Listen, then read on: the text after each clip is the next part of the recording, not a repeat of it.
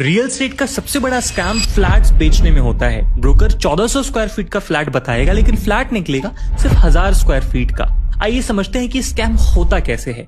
देखिए, फ्लैट के अंदर का जो पूरा एरिया होता है उसमें से वॉल्स की थिकनेस को अगर हम सबट्रैक्ट कर दें तो हमें मिलेगा कारपेट एरिया, और यही फ्लैट का एक्चुअल यूजेबल एरिया होता है। लेकिन अगर कारपेट एरिया में वॉल्स को, बालकनी को और टेरेस को इंक्लूड कर दिया जाए तो जो एरिया मिलता है उसे बिल्टअप एरिया कहते हैं। इसलिए बिल्टअप एरिया हमेशा कारपेट एरिया से 10 से 15% ज्यादा होता है।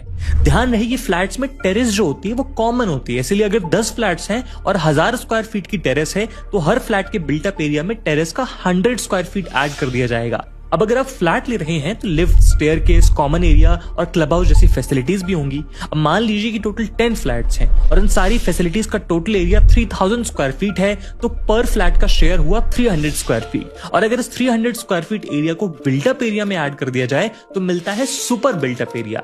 यानी एक्चुअली जिस फ्लैट का कारपेट एरिया 1000 स्क्वायर फीट था उसका बिल्टअप एरिया हुआ 1100 स्क्वायर फीट और सुपर बिल्टअप एरिया हुआ 1400 स्क्वायर फीट। और कई बार बिल्डर्स और डीलर्स इन नंबर्स को इंटरचेंजेबली यूज करते हैं, जो कि गलत इंफॉर्मेशन है। दोस्तों, क्या आपने भी ये स्कैम देखा है? कमेंट सेक्शन में जरूर बताइए।